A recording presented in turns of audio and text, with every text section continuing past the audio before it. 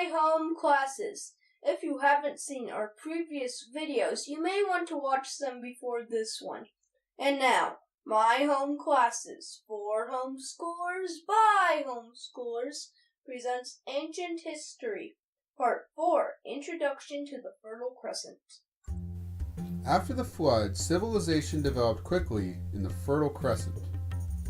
Water is one of the necessities of life, and the Fertile Crescent had enough water for a lot of people, animals, and plants. This water was from 4 large rivers: the Nile, the Jordan, the Tigris, and the Euphrates. The civilization of Sumer developed in between the Tigris and Euphrates rivers. The land along the Jordan became known as the land of Canaan, and for centuries a lot of groups of people lived there. Egyptian civilization developed along the Nile. Today, and in the next video, we will talk about Sumer, and then we will move on to the land of Canaan and then to Egypt. You may be familiar with ancient Egypt, but many people do not know anything about Sumer. This is unfortunate because Sumer was very important. The Sumerians were the first people that we know of to develop wheels and use them for trade and for war chariots. They were the first people to develop a system of writing also. It is known as Cuneiform. They had schools where students would learn to write using a stylus. They would press down on soft clay to make shapes. At first, they had pictures to represent words, and then they used symbols to represent sounds. It was kind of like an alphabet, but they had hundreds of symbols. The Sumerians recorded stories using cuneiform. Their most famous stories are about Gilgamesh. They said that he was 2/3 god and 1/3 human. He was extremely courageous and beautiful, like the gods, and he could also perform magic because he was related to the gods. He was the king of the city of Uruk. Legend has it that Gilgamesh built the huge walls that surrounded the city with his bare hands. And now let's enjoy a story about Gilgamesh. One of the most famous stories about Gilgamesh is about a wrestling match between Gilgamesh and Enkidu.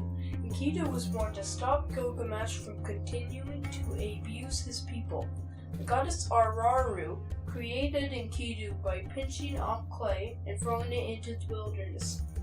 Enkidu was raised by wild animals. One day, Enkidu heard that Gilgamesh was going to hurt someone. Enkidu stopped Gilgamesh by blocking the gate with his foot, refusing to let Gilgamesh in. Gilgamesh was furious. He attacked Enkidu. Locked together like goats, they shattered the doorpost and shook the walls. Suddenly, Gilgamesh bent his knee with his foot planted on the ground, and with a turn, Enkidu was thrown. Gilgamesh seems to have won with a hip throw. After that, Gilgamesh and Enkidu surprisingly became best friends. Gilgamesh stopped abusing his people and went on adventures with Enkidu instead. There were no hard feelings between Gilgamesh and Enkidu. In fact, they became best friends. Gilgamesh stopped abusing his people, and just after the wrestling match, they joined forces to kill the demon Humbaba. The Sumerians believed in many gods, and they had priests who they thought represented God on earth. But like Gilgamesh, they did not treat people well in their cities. They built religious buildings called ziggurats, perhaps to try to get closer to the gods in the sky. The priests collected high taxes and became unpopular, but people feared them because of the gods. The cities went to war against each other quite often.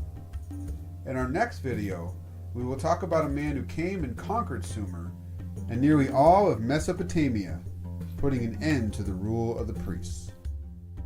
Thank you for watching. If you like this video, give it a thumbs up and subscribe for more.